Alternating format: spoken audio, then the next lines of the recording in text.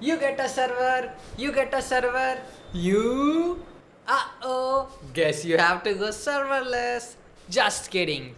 That's not what serverless means. If you use serverless, it just means that you are not manually provisioning how many servers your application needs. It's your cloud provider who does the scaling for you based on the traffic your application is receiving. While taking a typical developer's break by scrolling other developers' posts on Twitter, also known as X, I stumbled upon this website, Serverless Horrors.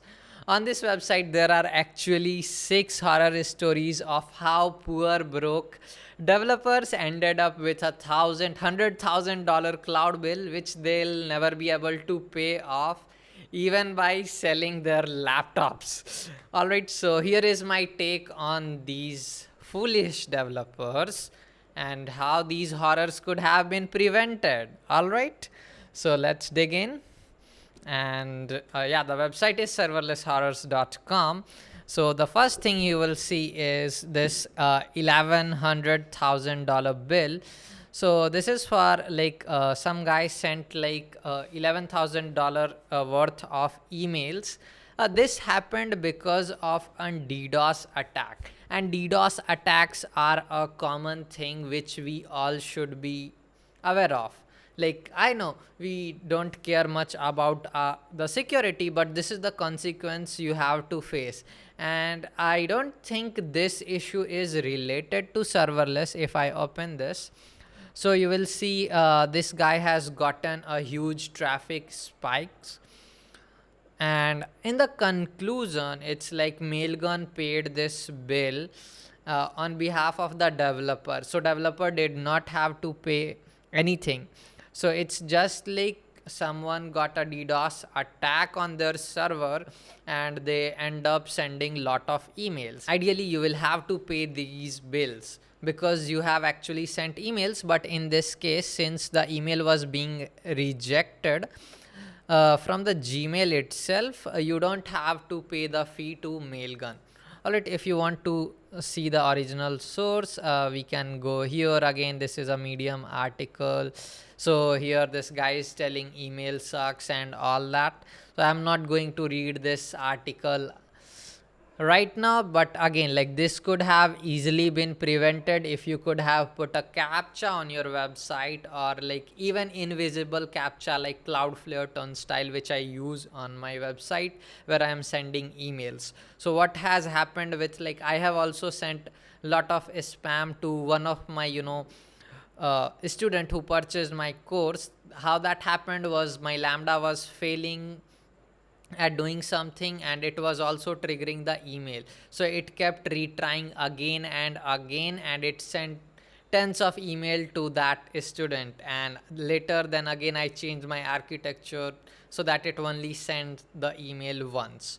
All right, now moving to the next. So again, you prevent this with a rate limit, with anything. Like, they are like just suggesting you that you can set up a custom plan, or like if you use AWS, Amazon simple email service, SES, you can again track the number of bounce and all. They have virtual delivery manager for that.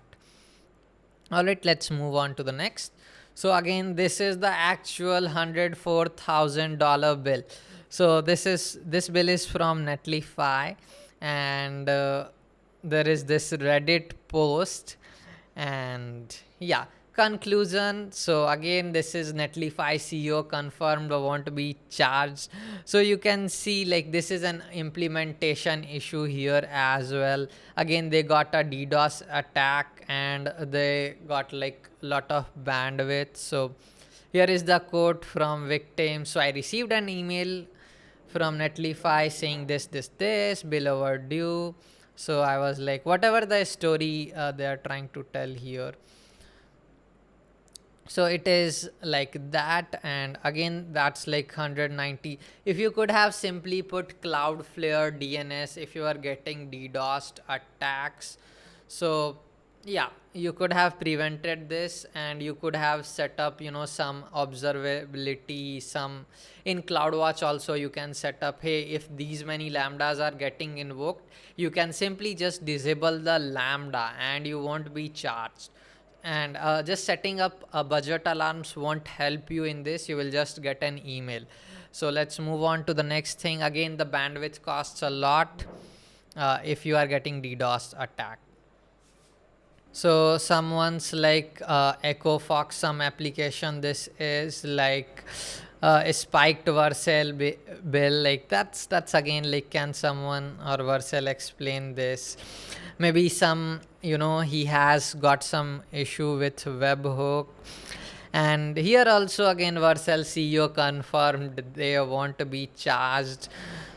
So hacker TLDR here is, hacker created 500k accounts on next auth, created 500k Stripe trials, which triggered 500k webhook on the Vercel site. I mean, that's pretty scary. Again, if you could have, my solution is again coming back to putting a captcha, even putting an invisible captcha, like using Cloudflare turnstile. Or even if you could have rate limited the IP itself, it works. I know it's not the best way, but it works if you put a WAF of AWS or Cloudflare, where you allow, like, hey, one IP can request request only one hit endpoint for only 1 minute or something like that. Those things can be set up easily with Cloudflare and AWS itself. So yeah, you never let people unlimitedly create an account. So ideally, you first tell them to make the payment. So that's how I have done things. First they make the payment, then I let them create the account. And again, if you are using something like NextAuth, you are not doing like anything manually. So like, again, third party auth provider would have this implementation that people can't spam, because they use cookies and all, and they'll automatically detect if you are using Auth0 or Amazon Cognito. This would not have been happening to you. All right, let's moving to the next. This is $3,000 Vercel bill. Again, Next.js lovers, that's what you get. Attention Vercel users, be careful what you test or deploy to Vercel. I decided to try Vercel on a new project, a very basic Astro deployment within a few pages, but a small mistake in our code caused us $3,000 bill in just 6 hours. So again, an implementation issue. If you are putting an infinite loop, you will be charged. It's not like, either you have two options. Either you stop your server, you are willing to not scale your server up. This will happen even if you are using something like a virtual machine and you are scaling it up and down based on the traffic, something like EC2 with load balancers. So you will end up with the same things, because you will be getting the traffic, you will be scaling it up, and again you will be charged same. It's just that people are making this hate towards the serverless itself.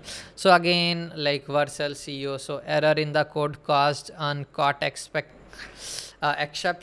which caused subsequent requests to fail and retry, spike in the bandwidth. All so this is it, like this is the problem which a lot of user face. So if you don't test like how many invocations your functions are running, like how many times your function is getting executed, getting called, it was some mistakes on the Vercel end as well. I won't say it as a mistake, like they could have implemented this and after this tweet they fixed this. Alright, so no one occurs this infinite loop kind of thing. Now moving to this second last, my sitemap.txt used hundreds of GBRs apparently. So ideally, your sitemap should be statically generated on the build time, or even if you are generating it from the server. So what you do is you cache it behind a CDN like Cloudflare or CloudFront, and your cache cannot be bypassed easily. So your sitemap should not be running behind a Lambda function. So that's what happened here. So hundreds of GB per hour. Again, like if you put it on a CDN, so these are the issues which developers usually do. So the sitemap was just a 1.5 KB, but it got requested 378,000 times. So again, you can imagine how much bandwidth it would have occurred. So yeah, again, like Vercel did not charge them, just like I also got a $300 bill from Amazon for trying out SageMaker, but they waived it off as well because I did not know I forgot to set up the alarms. So again, where you can statically generate some things, you should be doing that. Something like sitemap, which gets crawled by every bot on the internet. It doesn't matter like whether your website is getting any traffic or not, but your sitemap will always be getting crawled with lot of bots. And especially these days, AI bots are also coming. Alright, let's move to the next one, which is $72,000 bill. And they are saying we burnt $72K testing Firebase plus Cloud Run and almost went bankrupt. And I hope they sold their laptops. No, let's see what's the conclusion. Google let go of their bill as a one-time gesture. So again, not an horror. Alright, so original post 1 and 2. So this is the TLDR. So again, they went in a recursion, exponential recursion. So it means, it kept multiplying it again and again. So they used Google Cloud Run and Firebase, and somehow Firebase automatically upgraded them to the, usage based pricing. And so again, yeah, this is like if you are not doing your tests properly, if you have some infinite loop, that's where these things go wrong. It's like if you are writing a file in a bucket, and again you have a function which you are calling on every modification or changes on an S3 bucket. So again, you will go in a loop and loop. So ideally you will try to have things separated. So you will try to use something like a queue service, like I don't know, RabbitMQ or SQS, whatever it is. So you can use that and you can avoid duplicacy. And again, event bridge and everything is there. So you can have a unique ID where you track everything. So this was it. And again, everyone makes mistake. It's like you don't have to like boycott serverless, because again, I have no hate on this guy Andros, and whatever he is building, it's great job he's doing building this qualify, whatever it is. So the problem will be this: it's like people are arguing like, hey, self-hosting is better than serverless and all. And my answer is it depends, and I'll be covering this topic in another video, because this video was just for giving my take on these serverless horrors. Okay, so I hope you enjoyed this video. If you want to learn more on serverless, AWS, and in development in general, please hit that subscribe button. And if you want to become an AWS hero, you can join my course on learnaws.io. Check out my blogs as well, learnaws.io/blogs. You can subscribe to my newsletter as well, learnaws.io/newsletter. Okay, I hope you enjoyed this, and I'll see you in the next video. Bye bye. Share this video so that people don't think serverless is a horror.